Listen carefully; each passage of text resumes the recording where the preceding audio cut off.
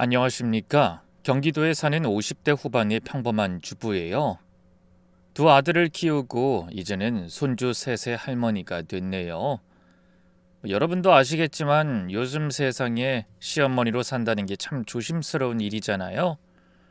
젊은 사람들 눈치도 봐야 하고 괜히 나섰다가 꼰대 소리 들을까봐 입도 함부로 못 열고요.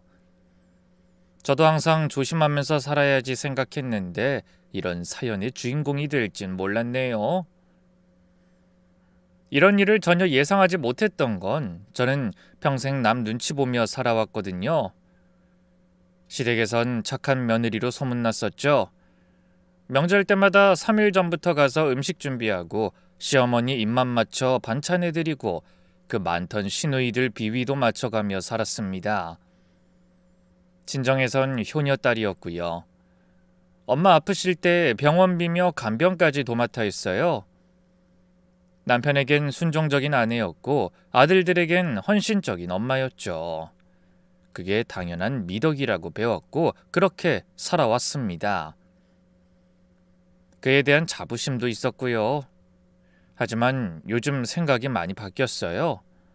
착하게만 살면 뭐하나, 끙끙 참으며 살면 뭐하나 싶더라고요. 그렇게 저를 잃고 남을 위해 살아봤자 인생에 남는 게 없더라고요. 특히 이번에 며느리한테 큰 코 다치고 나서야 뼈저리게 깨달았네요. 제가 오늘 이 사연을 보내는 건 저와 같은 이유로 소갈이하는 분들께 조금이나마 위로가 되길 바래서예요. 그리고 용기를 드리고 싶어요. 참는 게 능사가 아니라는 걸 말이죠. 평생 참고만 살던 제가 정말 처음으로 폭발했던 사건이 있었거든요. 그날 이후로 제 인생이 완전히 바뀌었답니다. 오늘은 그 이야기를 들려드릴게요. 저는 결혼 전엔 꽤 잘 나가는 커리어 우먼이었어요. 큰 기업에서 사무직으로 일했고 동기들 중에서도 인정받는 직원이었죠. 그때만 해도 여자가 대기업 다니는 게 흔한 일이 아니었거든요. 부장님도 자넨 결혼 안 하면 간부까지 갈 수 있을 텐데 하시며 아까워하셨어요. 하지만 결혼하면서 모든 걸 포기했습니다. 그 시절엔 당연한 일이었으니까요. 시댁에서도 친정에서도 다들 그래야 한다고 했고요. 그만큼 남편은 참 좋은 사람이었어요. 다정하고 가정적이었죠. 저한테 한 번도 소리 지른 적 없는 사람이었습니다. 언제나 제가 우선이었고 언제까지나 제 곁에 있겠다고 약속했던 사람이었는데 건강이 안 좋아서 일찍 세상을 떠났죠. 위암이었는데 발견했을 땐 이미 늦었더라고요. 그나마 불행 중 다행인지 투병한 지 3개월 만에 가셨어요. 오래 아프지 않아서 괴로워한 시간이 짧아 오히려 다행이라고 생각했죠. 그때 큰아들은 의대생, 작은아들은 고등학생이었습니다. 제가 사별을 할 줄 몰라서 당시 정말 큰 충격에서 헤어나오질 못했었죠. 남편의 자리가 너무 크게 느껴지기도 했고요. 엄마, 우리 걱정하지 마. 내가 이제 가장이야. 아빠 대신 내가 엄마랑 현수 지켜줄게. 큰아들이 그렇게 말하던 날 정말 많이 울었네요. 22살짜리가 무슨 가장이냐고. 넌 공부나 열심히 하라고 했지만 속으로는 고마웠어요. 그래도 아들들이 있어서 견딜 수 있었거든요. 그 후로는 정말 악착같이 살았어요. 남편 보험금이랑 퇴직금으로 겨우 버티면서 아들들 뒷바라지했죠. 큰아들 의대 등록금이 얼마나 비싸던지 그래도 장학금 받아가며 잘해줘서 고마웠어요. 작은아들도 나름대로 열심히 해서 좋은 대학 갔고요. 그 당시 시간이 어떻게 지나간지 모를 정도로 정말 쏜살 같은 세월이었네요. 그저 부끄럽지 않은 엄마, 든든한 부모가 되기 위해 최선을 다했기에 그리고 아이들이 그런 저의 진심을 알아줬기에 버틸 수 있던 시간이라고 생각해요. 그 와중에 저는 친정엄마 병간호도 했습니다. 치매 오신 엄마를 3년간 모셨어요. 사실 제 인생은 병간호의 역사였던 것 같아요. 시집 오자마자 시부모님도 10년간 모셨거든요. 시어머니가 우리 며느린 정말 효부야 하시며 돌아가실 때까지 칭찬하셨죠. 동네에서도 소문난 효부였는데 그땐 그 수식어가 자랑스러웠어요. 근데 말이에요. 희생만 하면서 살다 보니 어느 순간 제 자신은 없더라고요. 남편, 아내, 아들, 엄마, 며느리, 딸 이런 역할만 있고 나라는 사람은 없었어요. 제 이름도 잊고 산 것 같았어요. 누가 김정숙 씨 하고 불러도 누군지 모를 것 같은 기분 아시나요? 그걸 깨닫는데 대략 50년이 걸렸네요. 아까도 이야기했지만 제가 자랑할 건 자식들밖에 없거든요. 우리 아들들 참 착하고 순한 애들이었어요. 큰아들은 대학병원 내과 의사고 작은아들은 지역에서 유명한 입시학원 수학 강사예요. 둘 다 공부는 잘해서 속 썩인 적이 한 번도 없었죠. 다만 흠이 있다면 이상하게 둘 다 주관이란 게 없다는 거예요. 굳이 따지자면 특히 큰아들이 심한 편이었죠. 엄마, 나 이거 할까 저거 할까? 엄마가 보기엔 어떤 게 좋을 것 같아? 근데 이것도 괜찮은 것 같은데 엄마가 결정해줘. 이렇게만 이야기하면 마마보이 같은데 저한테만 그러는 게 아니라 어딜 가든 그런데요. 툭하면 남한테 자신의 의사를 정해달라는 식으로 맡긴다고 하더라고요. 무리해서 그냥 뭐 아무거나라고 이야기하는 친구들 있잖아요. 큰아들이 그런 편이었던 거죠. 이래도 좋고 저래도 좋고 뭐 반대로 말하면 이것도 걸리고 저것도 걸리고 선택을 할 때 자신만의 기준이 없는 아이였어요. 심지어 병원 전공 정할 때도 저한테 물어봤다니까요. 엄마, 나 내과 할까 외과 할까? 야, 그건 네가 정해야지. 내가 뭘 한다고 물어. 근데 잘 모르겠어. 둘 다 장단점이 명확한데 엄마가 보기엔 뭐가 나을 것 같아? 어릴 때만 그러면 뭐 장점인 줄 알았겠죠. 정해진 대로 나아가고 시키는 대로 하는 순하고 말 잘 듣는 아들이니까요. 시어머니가 큰손자는 정말 순하다. 부모 속 안 썩이겠네 하셨거든요. 근데 점점 답답하더라고요. 이 자식은 나이를 어디로 먹어서 아직도 줏대 없이 사나 싶어서요. 30 넘어서도 이런 식이었거든요. 그래서 상대적으로 덜 심한 작은 아들이 가끔 형한테 짜증내곤 했어요. 그런 걸 왜 맨날 엄마한테 물어봐? 형이 좀 알아서 해. 난 잘 모르겠는데 어떡해. 조언을 구하는 거잖아. 아니 35살이 돼서 뭘 그렇게 못 정해. 답답해 죽겠네. 맨날 제대로 알아보지도 않고 선택도 끝까지 미루다가 나중에 가서야 그렇게 남한테 물어보면 답이 나오냐고. 그럼 큰아들은 웃으면서 대답했죠. 이게 잘 안 고쳐지네. 언젠간 나아지겠지. 이런 아들이다 보니 연애도 제대로 못했어요. 늘 이런 식으로 미적지근하고 우유부단했거든요. 30 넘어서부터는 소개팅을 수십 번 했는데 매번 잘 모르겠어 하면서 끝났죠. 한 번은 정말 예쁘고 좋은 집안에 성격 좋은 아가씨를 소개받았는데도 그냥 넘어갔어요. 왜, 마음에 안 들었어? 아니, 좋은 사람 같은데. 그럼 한번 만나봐. 곧바로 결혼하는 것도 아니고 연애만 하는 건데 뭐 어때? 근데 나한테 관심 있는지 모르겠어. 나도 그만큼 관심 있는지 모르겠고 마음을 잘 모르겠네. 그건 만나봐야 아는 거잖아. 한 번 만나놓고 뭘 판단해.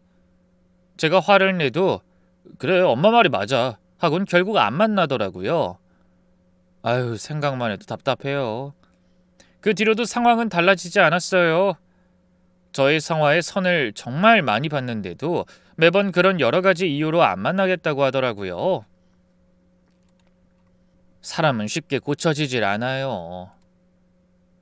참, 나중엔 선 보는 것 자체가 부담인지 제가 선자리를 잡아올 때마다 온갖 핑계를 대면서 피하는 거예요.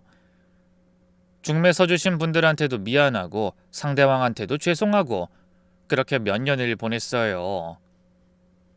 큰아들에 비해 작은아들은 일찍 결혼했어요. 28에 학원 동료 선생님이랑 연애해서 결혼했죠. 여자 쪽이 먼저 고백했대요. 선생님, 저 좋은 사람인데 만나보실래요? 했다나요? 신부가 참 야무지고 괜찮은 아이라 안심했습니다. 친정도 평범한 집안이고 부모님도 다 교직에 계셨고요. 집안의 경제력보다는 얼마나 화목한지 그리고 얼마나 평등한 관계인지를 따졌는데 딱 제가 바라던 이상적인 집안이더라고요. 그래서 이제 큰아들만 해결되면 된다고 생각했어요. 아들이 어서 좋은 짝 만나서 가정을 꾸렸으면 좋겠다는 바람이 저의 기도 1순위가 되었죠. 그러다가 어느 날 큰아들에게 갑자기 전화가 온 겁니다. 엄마, 나 결혼하고 싶은 사람 생겼어. 뭐? 진짜? 누구야? 언제 만났어? 깜짝 놀라서 물어봤죠. 알고 보니 병원 근처 피부관리실에서 만난 여자라고 하더군요. 피부 트러블 때문에 몇 달 다녔는데 담당 관리사가 너무 잘해줘서 친해졌대요. 관리받으면서 이런저런 얘기했는데 되게 잘 들어주고 공감해줘. 그러다 어느 날 그쪽에서 밥 한번 먹자고 하더라고. 그래서 만나봤는데 좋아. 무엇보다 그 사람이 날 너무 좋아해. 매일 문자하고 전화하고. 나한테 이렇게 적극적인 사람은 처음이야. 내가 뭘 하든 좋대. 웃기지? 근데 듣고 있으면 나도 나쁘지 않아. 솔직히 좀 걱정됐어요. 만난 지 일주일밖에 안 됐는데 아들이 좋다면서 매달렸다는 거예요. 뭐 사실 제 아들이지만 처음 봤을 때 매력적인 타입은 아니거든요. 다정하긴 해도 좀 뭐랄까 어벙하고 허당 같다고 해야 하나? 오히려 오래 볼수록 괜찮은 타입인데 뭘 보고 아들이 좋았을까 싶더라고요. 나이를 물어보니 38이래요. 아들보다 2살이 많은 연상이더라고요. 뭐 요즘 시대 여자가 연상인 게 오히려 좋다고들 하지만 아이를 낳고 가정을 꾸릴 걸 생각하니 솔직히 조금은 걱정되긴 했어요. 나이가 좀 많긴 하네. 엄마 나이가 뭐가 중요해. 좋은 사람이면 되지. 요즘 세상에 그런 거 신경 쓰는 사람 없어. 그리고 나이 많은 만큼 더 현명하고 나를 잘 이해해줘. 그래, 뭐 네 말이 맞다. 좋은 사람이면 된 거지. 네가 오히려 그렇게 말하니 주관이 생긴 것 같아 마음이 편하다. 아들이 그렇게 좋아하는 걸 처음 봤어요. 눈이 반짝반짝 빛나면서 행복해 보이더라고요. 그래서 그냥 좋게 생각하기로 했어요. 그러다 얼마 후 이렇게 말하더군요. 여자친구가 엄마 보고 싶대. 주말에 데려올게. 뭐?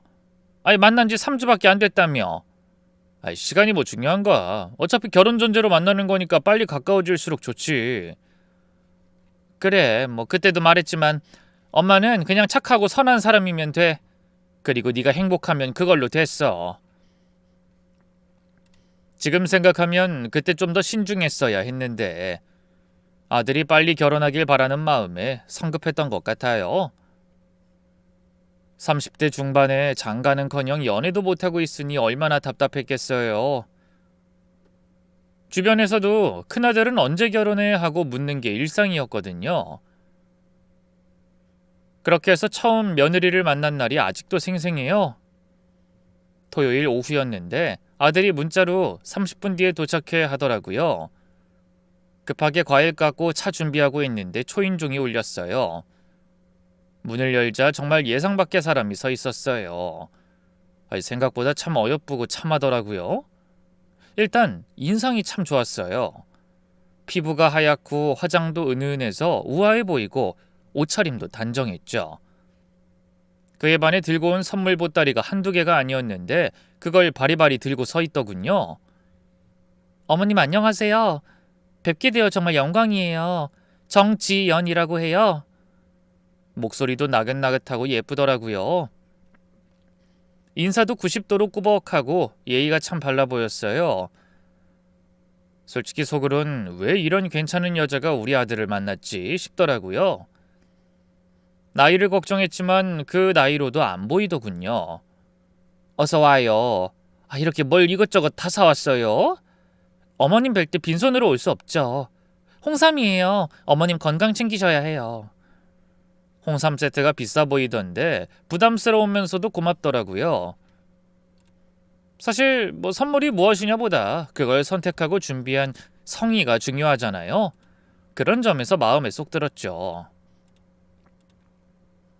거실에 앉아서 차 마시면서 이런저런 얘기를 했어요. 어머님이 해주신 차 정말 향이 좋네요. 뭐예요? 국화차예요. 직접 말린 거예요.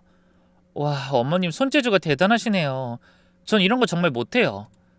제가 준비한 과일도 다 먹으면서 정말 맛있어요. 단 거 먹으니까 기분이 좋아지는데요 하는데 말을 참 예쁘게 한다 싶었어요. 지연 씨 집안 이야기도 좀 해줄 수 있어요? 네, 어머님. 저희 어머니는 일찍 돌아가셨고요. 아버지는 고향 지방에 혼자 계세요. 형제는 없어요. 외동딸이거든요. 부모 사정은 저희랑 비슷하더라고요. 그래도 외동이면 좀 쓸쓸한 집안이구나 싶었지만 그래도 괜히 복잡한 것보단 나을 수 있겠다 생각했어요. 아유, 그동안 여기서 혼자 지내느라 힘들었겠네요. 네, 좀 외로웠어요. 그래서 더 빨리 가정을 꾸리고 싶었어요. 어머님, 제가 결혼이 급해서 그런 게 아니라 정말 민수 씨 좋아해서 찾아뵌 거예요. 민수 씨 같은 사람이라면 결혼해도 행복할 것 같아서 놓치고 싶지 않았어요. 저도 괜찮은 사람이라고 자부해요. 무엇보다 알뜰한 편이고요. 돈도 함부로 안 쓰고 저축도 열심히 하고 있어요. 적극적으로 자기 자신을 피하라는 말까지 하니까 그 적극성이 마음에 들더라고요. 자기 입으로 이야기할 정도면 확실히 자부할 부분이 맞긴 하겠구나 싶었어요.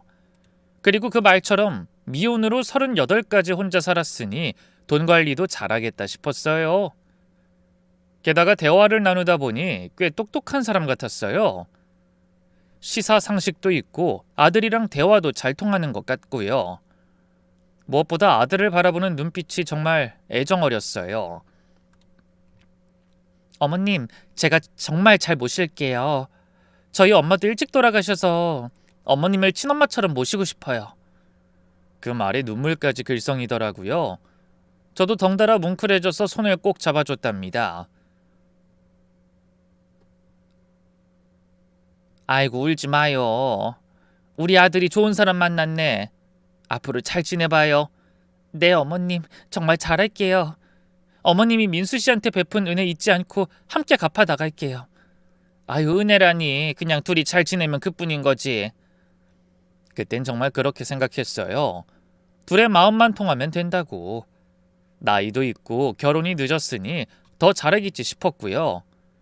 무엇보다 아들을 진심으로 좋아하는 것 같아서 안심했습니다. 집에 갈 때도 어머님 오늘 정말 감사했어요. 자주 찾아뵐게요. 하면서 또 인사를 꾸벅하고 가더라고요. 모든 게 마음에 들었어요. 그래서 아들한테 물어봤죠. 괜찮은 사람 맞는 것 같네. 사람 잘 봤어? 엄마도 마음에 들어? 다행이다. 근데 결혼은 언제 할 생각이야? 빨리 하고 싶어. 내년 봄쯤? 그건 네 의견이야? 지연이 의견이야? 사실 지연이 의견이긴 하지. 하지만 나도 비슷한 마음이긴 해. 어차피 결혼해서 연애하는 것처럼 살면 되니까. 여전히 줏대 없는 건 똑같지만 그래도 생각이 많이 어른스러워졌구나 싶어서 다행이라고 생각했습니다. 결혼 준비는 순조롭게 진행됐어요. 양가 상견례도 무난했고요. 며느리 아버지는 정말 소박하고 순박해 보이는 분이셨어요. 시골에서 올라오셔서 우리 딸 잘 부탁드려요 하시며 울먹이시던 모습이 아직도 기억나네요. 결혼식 날이 다가올수록 며느린 더 살갑게 굴었어요. 어머님, 제가 다 알아서 할 테니 걱정 마세요 하면서 이것저것 준비를 야무지게 하더라고요. 제가 정말 부부는 아니지만 예식장도 깔끔한 곳으로 잡았고 드레스도 과하지 않게 선택해서 걱정할 게 없었어요. 그런데 결혼식 당일 처음으로 이상한 낌새를 느꼈습니다. 피로엔 준비를 도와주던 헬퍼 이모님과 며느리가 대판 싸운 거예요.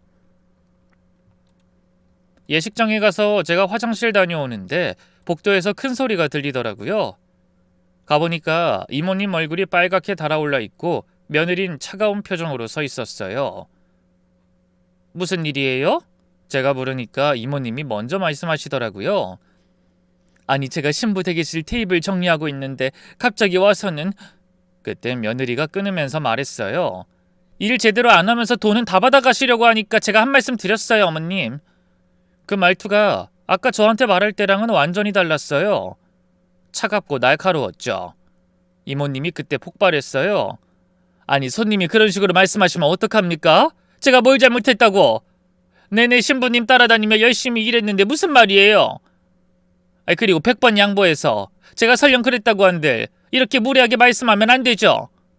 저한테 느려 터져서 돈만 밝히는 늙은이라고 합디다. 며느린 코웃음을 치면서 이렇게 말했죠. 제가 돈 내는 사람이고 고용주로서 일 처리가 마음에 안 드는데 뭐 어쩌라고요. 제가 옆에 딱 붙어서 챙기라고 했죠. 근데 뭔 시키지도 않은 테이블 정리를 하냐고요. 애초에 시키는 대로 잘했어 봐요. 그럼 아무 말도 안 하죠. 순간 정말 당황스러웠어요. 오늘은 결혼식 날인데 이렇게 싸우면 어떡하나 싶어서요. 하객들도 슬슬 오고 있었거든요. 아이고, 오늘 다들 정신없어서 그래요. 이모님, 제가 대신 사과드릴게요. 죄송합니다. 마음 푸세요. 아니에요, 사모님. 사모님이 사과하실 일 아니에요. 저분이... 이모님이 뭐라 더 하려는데 제가 눈짓으로 말렸어요. 오늘은 좋은 날이니까 그냥 넘어가요. 제가 따로 사례 더 드릴게요. 사례를 왜 더해요? 오늘 제 결혼식인데 저 사람이 제 마음에 안 들었다니까요, 어머님. 오히려 돌려받아도 모자랄 판인데. 그만해라, 지연아. 좋은 날에 소란 피우는 거 아니다. 그렇게 겨우 수습했는데 가슴 한 구석이 찜찜하더라고요. 평소엔 그렇게 살갑던 며느리가 왜 저럴까 싶었죠. 어쩌면 그게 진짜 모습인가 싶기도 하고요. 결혼식 내내 신경이 쓰였어요. 며느린 언제 그랬냐는 듯 하객들 앞에선 또 완벽하게 웃으면서 인사하고 있었거든요. 그 이중적인 모습이 좀 무섭기도 했어요. 피로연이 끝나고 아들한테 슬쩍 물어봤죠. 아까 무슨 일이 있었던 거 알아? 무슨 일? 지연이가 헬퍼 이모님이랑 좀 다퉜던 거 몰랐어? 그거? 스트레스 받아서 그런가 봐. 결혼 준비하느라 피곤했을 거야. 잘 해결됐으면 됐지 뭐. 아들은 못 봤는지 그냥 대수롭지 않게 넘기더라고요. 저도 그때는 그래, 결혼 준비가 힘들긴 하지 하고 넘겼어요. 그게 저도 잡다한 생각을 떨쳐버리기 좋으니까요. 식이 끝나고 며느리가 다시 저한테 와서는 살갑게 굴었어요. 어머님, 오늘 고생 많으셨어요. 제가 좀 예민했나 봐요. 이모님께도 죄송하다고 전해주세요. 그래, 괜찮아. 다들 피곤해서 그런 거야. 하지만 그날의 그 차가운 눈빛과 말투는 잊히질 않더라고요. 그게 시작이었어요. 제가 앞으로 보게 될 며느리의 진짜 모습의 시작이었죠. 결혼하고 처음 맞은 추석이었어요. 저는 당연히 큰아들 부부가 올 거라 생각하고 사흘 전부터 준비했죠. 전 부치고 나물 무치고 갈비찜도 하고 큰아들이 좋아하는 음식들로 가득 차려놨어요. 그런데 추석 전날 밤에 문자가 왔더라고요. 어머님, 죄송한데 내일 못 갈 것 같아요. 피부과에 급한 일이 생겨서요. 처음엔 그럴 수도 있지 했어요. 근데 작은 아들이 오더니 이러는 거예요. 형은 다음에 온대? 응, 바쁜 것 같더라고. 바쁘긴 뭐가 바빠. 제주도 갔다며. 뭐? 제주도? 형 인스타 보니까 지금 제주도던데? 그래서 연락해봤더니 형수가 엄마한테 말했다던데? 갔다고 말 안 했어? 아니, 일 때문에 못 온다고 했는데 제주도에 갔던 거였다니? 순간 머리가 띵했어요. 급한 일이 생겼다더니 제주도 여행이라뇨? 그래도 아이들이 쉬고 싶었나 보다 하고 넘기려고 했는데 아무리 생각해도 이 거짓말까지 한 게 이해가 안 가더라고요. 그냥 솔직히 말했어도 이해했을 텐데 말이에요. 그러다 며칠 후에 택배가 왔어요. 백화점 상품권 10만 원이었어요. 명절 선물 대신 보내드려요. 필요한 거 사세요. 카드에 그렇게 적혀 있더라고요. 그 얼마 안 되는 돈으로 때우려는 게 속이 너무 뻔히 보여서 속상했어요. 그래도 참았죠. 괜히 화만 내봤자 내 속만 아프니 바쁜 아이들이니까 하면서 스스로 달랬죠. 하지만 그 다음 설날도 마찬가지였어요. 이번엔 학회 때문에 미국 가요 하더니 현금 20만 원을 계좌로 보냈어요. 제 생일날도 아들이 전화만 하고 집에 오진 않았죠. 그래도 옛날부터 생일은 꼭 챙겨주던 아이였는데.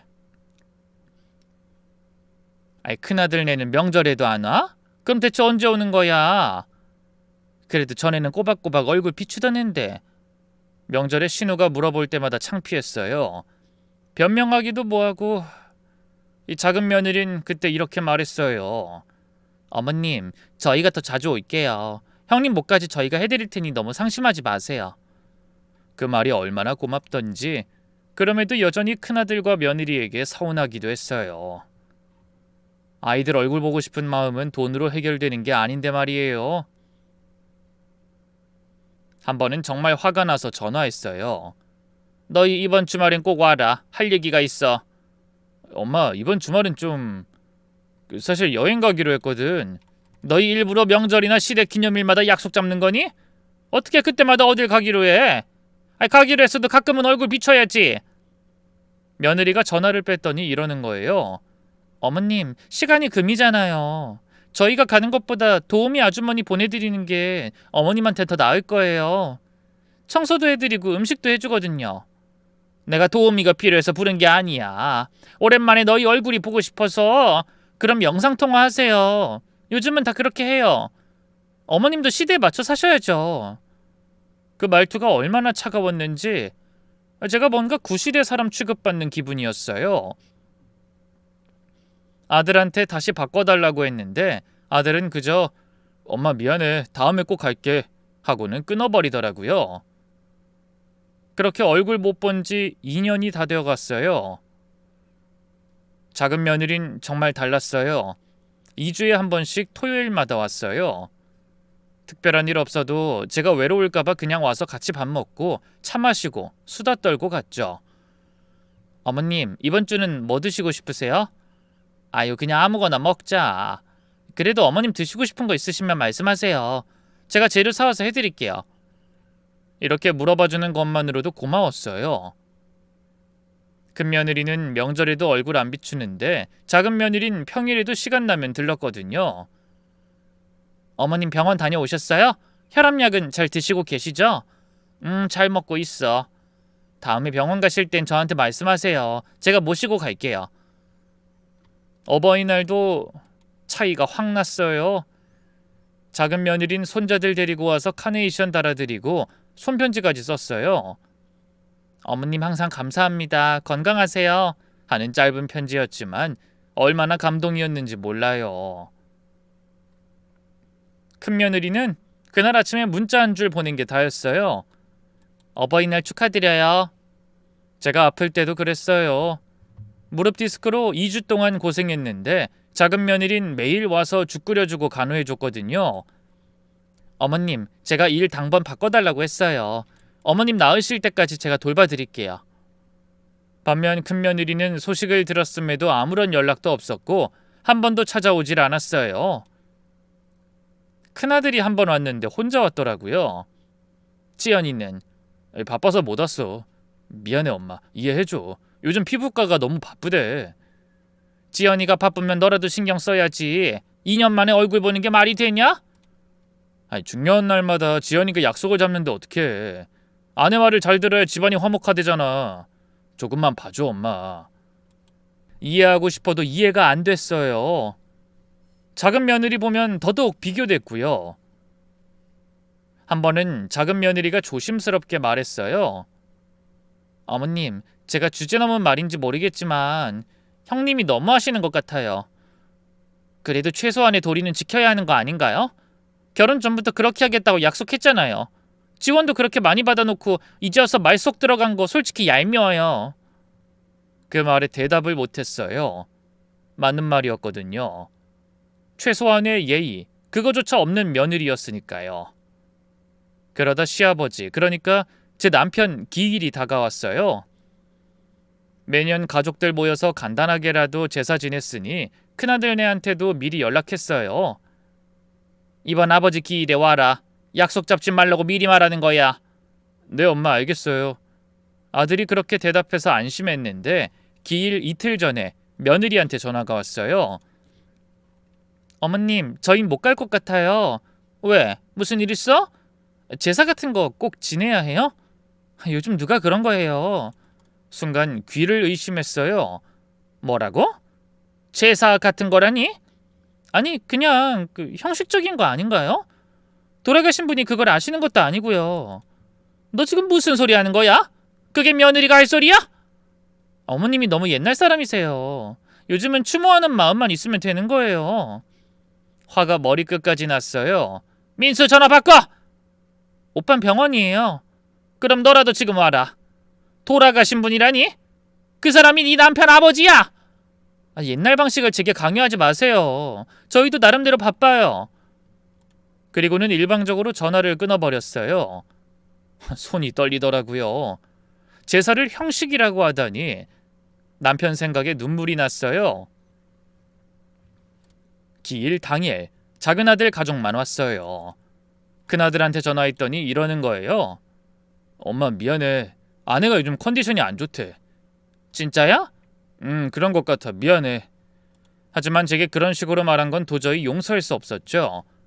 근데 며칠 후에 작은 아들이 와서 하는 말이 엄마, 형수님 사실 아버님 기일날에 친구들이랑 파티했던데?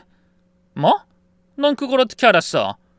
작은 아들이 큰며느리 SNS 사진을 보여줬는데 그 말이 정말이었어요.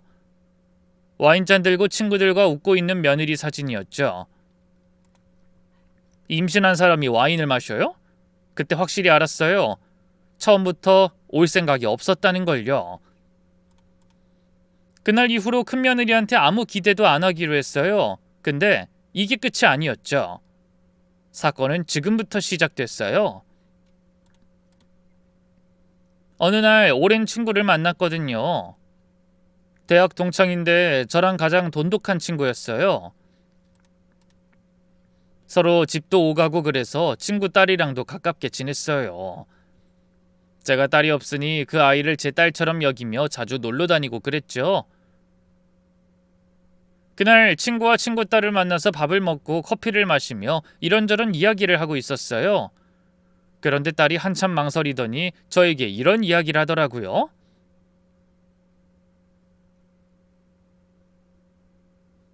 이모, 제가 이런 말씀 드려도 되는지 모르겠지만 제가 꼭 말하고 싶던 게 있거든요.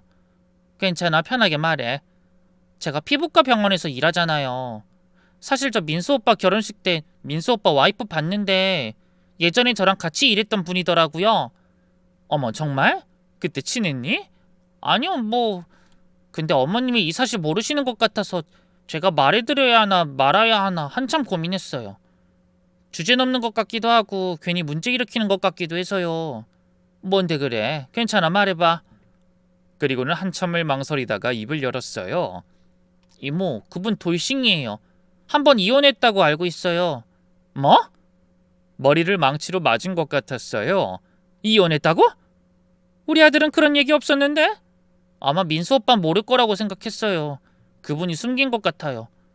사실 저희 업계에서는 다 알지만요. 왜 이혼했는지 알아? 확실하진 않은데 외도라는 이야기가 있어요. 아이가 하나 있는데 외도 때문에 양육권을 얻지 못했다고 하더라고요. 이런저런 문제가 많던 분인데 민수 오빠 와이프라고 해서 적잖이 놀랐어요. 저도. 충격이었어요. 돌싱인 것도 충격인데 아이까지 있었다니. 그것도 외도 때문에 이혼한 거라니. 집에 오는 내내 머릿속이 복잡했어요. 아들이 정말 모르는 건가? 알면서도 속인 건가? 그날 밤 아들한테 조심스럽게 물어봤어요. 아들아, 너 지연이 과거에 대해 얼마나 알아? 과거요? 왜요? 그냥 혹시 결혼 전에 다른 연애 같은 거나 경험을 아나 해서. 엄마, 과거는 중요하지 않아요. 지금이 중요한 거죠. 아들은 전혀 모르는 것 같았어요. 순진한 건지 바보 같은 건지 이 사실을 말해야 하나 말아야 하나 고민이 됐지만 일단은 더 알아보기로 했어요. 혹시 오해일 수도 있으니까요. 그로부터 2주 후 며느리한테 연락이 왔어요. 어머님, 저 임신했어요. 딱 그 한 줄만 왔는데 무엇보다 놀라고 기뻐해야 할 소식에 어찌나 마음이 복잡하던지요. 심란한 마음이었지만 축하한다고 했죠. 아이는 죄가 없으니까요. 근데 어머님, 입덧이 너무 심해서 좀 도와주실 수 있으세요? 도와줄게. 뭐가 필요해? 집에 와서 좀 치워주시고 음식도 해주시면 좋겠어요. 며느리가 도움을 요청한 게 처음이라 놀라긴 했지만 며느리가 미워도 아들 아이잖아요. 다음날 바로 갔어요. 제가 알고 있는 건 전부 비밀로 하고요. 근데 가서 보니 며느리는 멀쩡하게 소파에서 TV를 보고 있더라고요. 지연아, 입덧이 심하다며 괜찮은 거니? 아, 오셨어요? 아침엔 좀 그랬는데 지금은 괜찮아요. 그러면서 이러는 거예요. 어머님, 화장실 청소부터 해주세요. 그리고 빨래도 돌려주시고, 저녁은 된장찌개를 해주세요. 누가 봐도 명령조였어요. 부탁하는 게 아니라 시키는 거였죠. 어찌나 당황스럽던지 마치 도움이라도 부른 것처럼 대하더군요. 그래도 임신했다니까 참고 했어요. 시키는 대로 화장실 청소하고 빨래하고 청소하고 저녁까지 해놨는데 어머님, 된장찌개가 좀 짜요. 제가 임신해서 짠 건 안 좋아요. 아시죠? 미안, 다시 해줄까? 됐어요. 그냥 먹을게요. 그냥 먹을게요라는 말투가 얼마나 기분 나쁘던지 은혜 베푸는 것처럼 들렸어요. 내가 지금 여기서 뭐 하는 건지 싶더라고요. 그 후로 일주일에 2~3번씩 갔어요. 부르는데 안 갈 수가 없더라고요. 한 번은 바쁘다고 했더니 우는 겁니다. 글쎄, 자기는 엄마가 없어서 기댈 곳이 없는데 저마저도 외면한다나 뭐라나? 그래서 간 건데 갈 때마다 일이 끝없이 늘어났죠. 어머님, 여기 먼지 닦아주세요. 어머님, 냉장고 정리 좀 해주세요. 어머님, 오늘은 불고기 해주세요. 하루는 제가 허리가 아파서 청소하다 좀 쉬고 있는데 이러더라고요. 어머님, 쉬시려면 집에 가서 쉬세요. 여기 와서 쉬면 제가 불편해요. 그 말에 정말 자존심이 상했어요. 하지만 또 참았죠. 뱃속에 아이가 있으니까요. 아이만 낳으면 좀 나아지겠지. 그렇게 생각했는데 갈수록 심해졌죠. 어머님, 이것도 제대로 못하세요? 돈 받고 일하는 도우미 아주머니도 이것보단 잘해요. 어느 날은 제가 만든 음식을 한 입 먹고는 이러는 거예요. 어머님, 요리 학원이라도 다니셔야 하는 거 아니에요? 이건 좀... 그리고는 휴대폰으로 배달 음식을 주문하더라고요. 제 앞에서요. 참다 못해 한마디 했죠. 해도 너무하는 거 아니니? 내가 네가 부른 도우미야? 난 네 시어머니라고! 알아요. 그러니 어머님한테 공짜로 부탁드리는 거잖아요. 가족이니까요. 말이 안 통하더라고요. 그 가족이니까요 라는 말이 비꼬는 것처럼 들렸어요. 가족은 무슨... 가족이면 이렇게 대해도 되는 건가요? 그러던 어느 날 큰아들이 저녁 먹자고 했어요. 둘이서만요. 간만에 아들과 단둘이 외식이라 그래도 기분이 좋았는데 아들 표정이 어둡더라고요. 무슨 일 있어? 엄마, 나 요즘 너무 힘들어. 왜? 병원 일이 힘들어? 아니, 결혼 생활이 생각했던 거랑 너무 달라. 아들이 한숨을 쉬면서 말을 이었어요. 와이프가 자꾸 우리 집이 생각보다 가난하다고 해. 뭐? 가난하다고? 네가 뭐가 가난해? 의사 집안이면 건물 2채쯤은 있어야 하는 거 아니냐고. 엄마도 그냥 평범한 아파트에 사는 게 이상하대. 기가 막혔어요. 너희 집도 거기면 지역에서 가장 비싼 데야. 심지어 내가 지원해줘서 들어간 거잖아. 지연이는 돈 한 푼 안 들고 왔고. 더 큰 데로 이사 가고 싶대. 아이 낳고 나면 작을 거라고. 그럼 네가 뭐라고 하는데? 돈 모아서 사자고 하지. 그럼 또 시댁에서 안 도와주냐고 따져. 그래서 그랬구나. 돈 때문에 결혼한 거였어요. 의사니까 돈이 많을 줄 알고. 근데 자기 기준에 모자랐던 거였죠. 그리고 엄마, 아내가 엄마 욕해. 뭐라고 하는데? 그냥 이 정도밖에 못 해주는 게 너무 짜증난대. 그래서 시댁에 가고 싶지 않대. 미안해 엄마. 내가 이런 사람이랑 결혼하다니. 아들 눈에 눈물이 고였어요. 내가 엄마 편 들면 더 화내. 마마보이라고. 엄마, 나 어떻게 해야 해? 속이 타들어갔어요. 아들이 저렇게 힘들어하고 있었다니. 그런데 또 한편으론 화가 났어요. 돈 때문에 내 아들을 이용한 거잖아요. 너무 화가 났지만 어떻게 해야 할지 모르겠더라고요.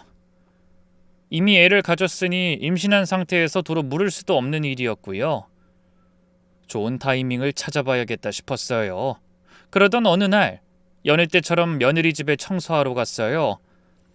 사실 이제 안 간다고 하려 했는데 오히려 이게 기회일 수 있겠다 싶더라고요. 며느리의 꼬투리를 잡을 기회요. 그때 며느린 임신 7개월째라 배가 많이 나왔더라고요. 여전히 소파에 누워 TV 보면서 과자를 먹고 있었죠. 저는 묵묵히 거실 청소부터 시작했어요. 어머님, 오늘 화장실도 좀 깨끗이 해주세요. 이따가 친구들 올 거거든요. 그래, 알았어. 화장실 청소를 하고 있는데 며느리가 갑자기 들어오더니 이러는 거예요. 어머님, 왜 그렇게 소리를 내며 하시는 거예요? 그것도 제대로 못하세요? 깜짝 놀라서 돌아봤어요. 뭐가? 그리고 거기 변기 뒤쪽도 제대로 안 닦으셨잖아요. 여기 보세요. 때가 그대로예요. 변기 뒤쪽을 손가락으로 쓱 닦아서 보여주는데 약간의 먼지가 묻어 있었어요. 사실 그 정도는 눈에도 안 띄는 수준이었는데. 미안, 다시 닦을게. 어머님, 돈 받고 오는 도우미 아주머니도 이것보단 잘해요. 그 말에 순간 열이 확 올랐어요. 너 지금 뭐 하자는 거야? 이런 식으로 날 대하는 게 맞는 거니? 그럼 뭐요? 시어머니면 대충 해도 되는 거예요? 이왕 해주기로 한 거 제대로 해줘야 하는 거 아니에요? 어이가 없어서 말문이 막혔어요. 그때 며느리가 욕조를 가리키며 말했죠. 욕조나 제대로 닦으세요. 저번에도 물때 그대로 있었잖아요. 어이가 없어서 욕조에 잠깐 앉았어요. 그냥 다 때려치고 나갈까 말까 고민하는데 며느리가 다가오더라고요. 어머님, 여기 보세요. 그리고는 제 이마를 손가락으로 콕콕 찍으면서 말했어요. 여기 또 여기 물때 남아 있잖아요. 이거 치우라고요, 이거. 그 순간 정말 모욕감이 밀려왔어요. 마치 제가 벌레인 것처럼, 하찮은 존재인 것처럼 이마를 찍어대는 그 손가락이, 그리고는 결정타를 날렸죠. 어머님도 이제 나이가 있으시니까 눈이 잘 안 보이니 제가 찾아드린 거예요. 그러니 제대로 해달라고요, 제대로. 그 말을 듣는 순간 뭔가 제 안에서 끊어지는 소리가 났어요. 평생 참고 살아온 인내심의 끈이 뚝 하고 끊어지는 소리였죠. 고무장갑을 벗어서 며느리 얼굴에 던졌어요. 그래, 제대로 해볼게. 나도 더는 못 참겠다. 며느리가 놀란 표정으로 저를 봤어요. 어머님, 뭐 하시는 거예요? 지금 임산부한테? 난 간다. 다음에 제대로 보자고. 오늘 네가 한 짓, 아니 여태 네가 한 짓 분명 후회할 거다. 아니, 갑자기 왜 그러세요? 제가 뭐 잘못 말했어요? 비웃음이 나왔어요. 너 같은 인간한테 내가 왜 이런 대접을 받아야 하는지 모르겠다. 여태껏 알고도 참았는데 이젠 안 되겠어. 그 버르장머리 인격 내가 전부 다 고쳐주마. 어머님이 지금 저한테 이러셔도 돼요? 저 임신한 몸이에요. 그래, 그러니까 참았지. 근데 이상하긴 하네. 민수 아이인 건 확실해? 또 바람 피운 건 아니고? 며느리 얼굴이 하얗게 질렸어요. 제가 뭔가 알고 있다는 걸 눈치챈 것 같았죠. 집을 나오면서 결심했어요. 이제 진짜 시작이라고. 복수의 시작이라고요. 집에 와서 바로 행동에 나섰어요. 며느리의 전남편을 찾아야 했죠. 친구 딸이 알려준 정보를 토대로 수소문했어요. 피부과 업계가 좁아서 금방 찾을 수 있었어요. 그렇게 용기 내 연락했더니 며느리의 전남편은 의외로 쉽게 만나줬어요.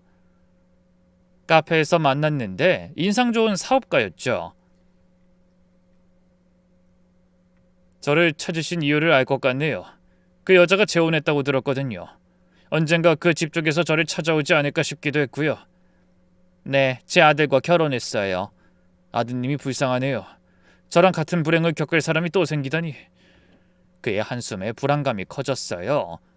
무슨 일이 있었는지 말씀해 주실 수 있나요? 어디서부터 말해야 할지. 그 여자 때문에 제 인생이 망가졌어요. 그리고는 제게 충격적인 이야기를 들려줬어요. 처음엔 정말 사랑했어요. 예쁘고 살가워서 바로 결혼했죠. 근데 결혼하고 나니 돈에 환장한 사람이더라고요. 제 카드로 명품백 사고 비싼 옷 사고 한 달에 1,000만 원씩 썼어요. 그 정도가 기본이라고 생각하던 사람이더라고요. 그것 때문에 이혼하신 건가요? 그게 다였으면 참았겠죠. 근데 바람을 피웠어요. 그것도 제 거래처 사장하고요. 충격이었어요. 불륜이 사실이었다니. 증거도 있었어요. 모텔 출입 사진, 문자 내용 다 잡았죠. 근데 끝이 없더라고요. 회사 돈까지 빼돌렸더라고요. 바람 피웠던 그 거래처 사장이랑 짜고 허위 계약서 만들어서요. 경찰에 신고하셨나요? 하려고 했는데 우리 아이가 불쌍해서 못했어요. 아이 얘기가 나오자 그의 눈가가 촉촉해졌어요. 아이는 제가 키우고 있어요. 그 여잔 양육권 포기하는 대신 위자료를 요구했어요. 아이보다 돈이 더 중요했나 봐요. 물론 이혼 유책 배우자니까 받지 못했지만요. 혹시 외도에서 이혼했다는 증거 자료 아직도 갖고 계신가요? 왜요? 설마 제 아들이 모르고 있어요. 미혼이라고 속였더라고요. 그는 한숨을 쉬며 가방에서 USB를 꺼냈어요. 혹시 몰라서 챙겨오긴 했는데 다행이네요. 여기 다 있어요. 불륜 증거, 횡령 증거, 이혼 서류까지. 어머님 아드님한테 꼭 보여주세요. 정말 감사합니다. 아, 그리고 이것도 드릴게요. 녹음 파일이었어요. 재산분할 협의할 때 녹음한 거래요. 들어보시면 알겠지만 정말 무서운 여자예요. 외도했을 때 임신한 게 의심스러워서 친자 확인하겠다고 하니까 싫다고 난리치더라고요. 소름이 돋았어요. 지금도 임신한 상태인데 설마 우리 아들아이가 아닐 수도 있다는 건가? 만약 그 불륜남과 만나고 있는 상황이라면... 집에 와서 USB 내용을 확인했어요. 정말 충격적인 내용들이었죠. 사진, 문자, 통화 녹음, 빼도 박도 못할 증거들이었어요. 이제 아들에게 알릴 때가 됐다고 생각했어요.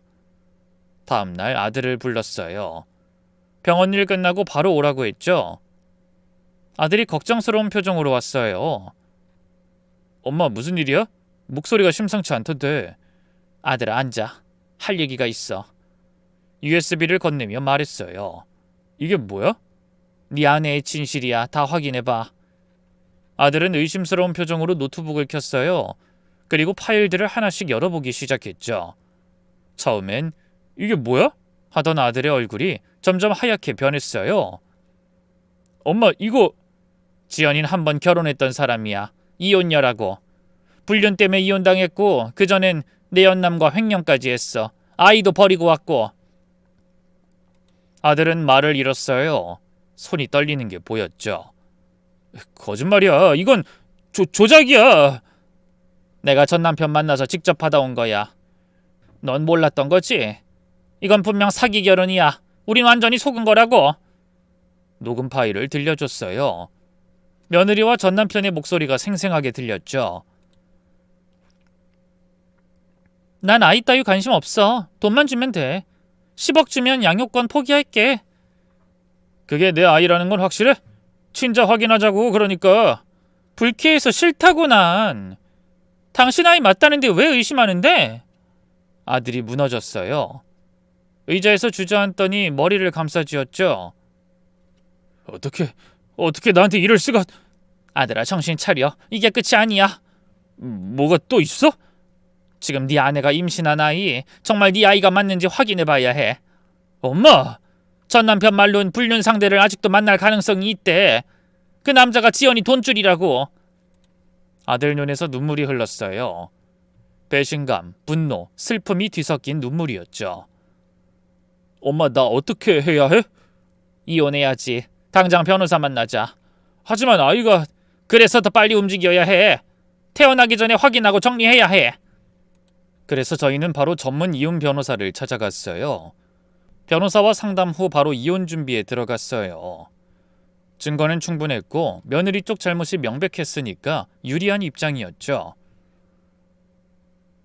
일단 비밀리에 진행하세요. 혹시나 재산을 은밀히 빼돌릴 수도 있으니까요. 변호사 조언대로 조용히 준비했어요. 재산 보전 신청도 하고 통장도 정리하고. 그렇게 큰아들의 이혼을 도우며 2주가 지났어요. 작은아들 생일이 와서 다 함께 식사를 하기로 했죠. 이번엔 큰며느리를 일부러 부르지 않았죠. 이혼 준비가 거의 끝나가고 있었거든요. 작은 아들 내외와 큰 아들이 와서 함께 식사 준비를 하고 있던 그때 갑자기 초인종이 울렸어요. 누구세요? 어머님 저예요. 큰 며느리였어요. 배가 더 불러 보였죠. 거의 만삭이었으니까요. 왜 저만 안 부르셨어요? 오늘 작은 서방님 생일이잖아요. 뭔가 눈치를 챈 것 같았어요. 민수가 요즘 이상하다는 걸 느끼고 혼자라도 찾아온 거겠죠. 네가 올 일 없어. 돌아가. 어머님 왜 이러세요? 제가 뭘 잘못했어요? 그때 큰아들이 나왔어요. 차가운 표정으로 아내를 봤죠. 너 왜 왔어? 내가 오지 말랬잖아. 다 같이 축하하는 자리에 내가 왜 빠져야 하는데? 평소엔 가자고 해도 싫다고 하더니 갑자기 왜 그러는데? 뭔가 눈치라도 챘어? 뭘 눈치채야 하는데? 잘못한 게 있어야 찔리는 거지. 우리 이혼할 거야. 폭탄 선언이었죠. 한순간 집에 깊은 정적이 찾아왔습니다. 며느리 얼굴이 새하얗게 질렸어요. 뭐? 갑자기 무슨 소리야? 네 정체 다 알아. 돌싱의 불륜의 횡령범이었다며? 며느리가 저를 째려봤어요. 어머님이 그러셨구나. 어머님이 날 음해한 거야. 음해? 증거가 다 있는데? 아들이 서류를 내밀었어요. 이혼소장이었죠. 이미 다 제출했어. 곧 법원에서 연락 올 거야. 사기 결혼으로 고소할 거니까 위자료나 준비해.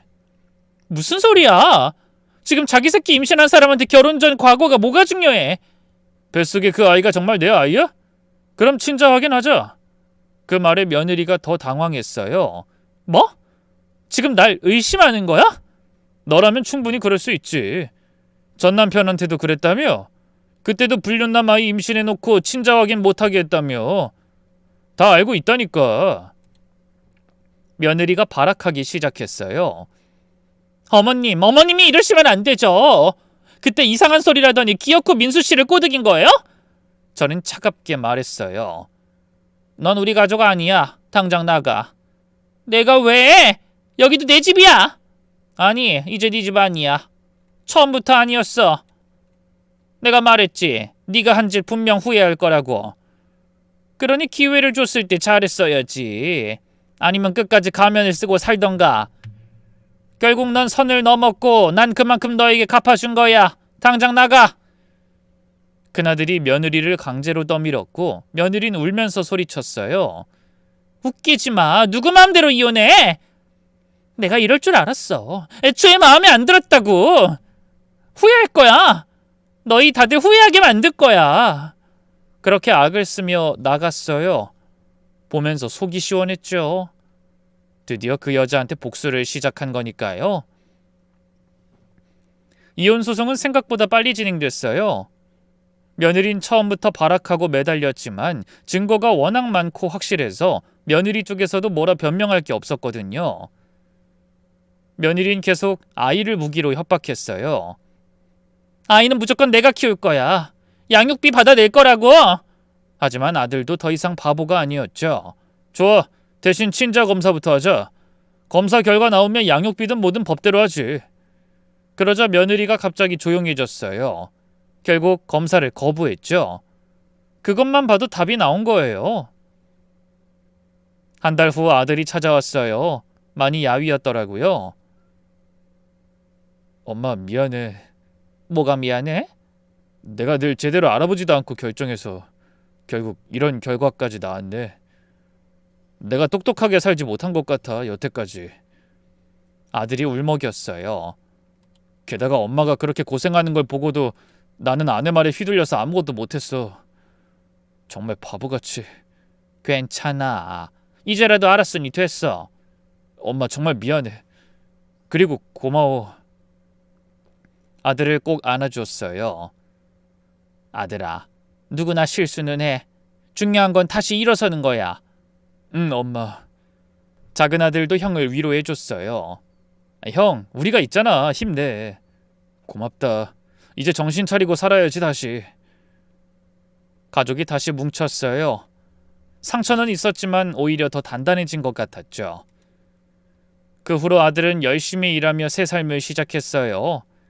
병원에서도 인정받고 조금씩 웃음도 되찾았고요. 엄마, 나 이제 결혼은 정말 신중하게 할 거야. 제대로 알아보고 제대로 선택해야지. 그래, 네 인생이니까 네가 결정해. 6개월 후 이혼이 완전히 마무리됐어요. 며느리는 아이를 데려갔지만 결국 한 푼도 못 받았죠. 오히려 사기 결혼으로 몰려서 몇 천만 원이나 되는 정신적 피해 보상금이자 위자료를 저희한테 줘야 했고요. 그 일이 있고 벌써 1년이 지났네요. 큰아들은 지금 좋은 사람 만나고 있는 중이에요. 같은 병원 선생님인데 이번엔 정말 천천히 알아가겠다고 하더라고요. 전 며느리는 가끔 소식이 들려요. 아이 아빠가 누군지 저희는 아직도 몰라요. 그 얘기만 하면 입을 꾹 다문다고 하더라고요. 그래서 아마 혼자 키우는 것 같아요. 피부과 일도 관뒀다고 하고요. 가끔 생각해요. 아이를 혼자 키우게 된 걸 보니 제가 너무했나 싶기도 하고. 하지만 후회는 없어요. 그런 여자와 가족이 될 수 없고 아이는 딱하지만 우리의 핏줄이 아닌 건 확실해졌으니까요. 그리고 참고만 살면 뭐하나요? 자존심도 지켜야죠. 가족이 화목한 게 최고라고 생각해요. 돈보다, 체면보다 중요한 게 가족이니까요. 그때 욕조 앞에서 고무장갑 벗어던진 순간 제 인생이 바뀌었어요. 참는 게 미덕이 아니란 걸 알았죠. 지금까지 저의 이야기를 들어주셔서 감사합니다.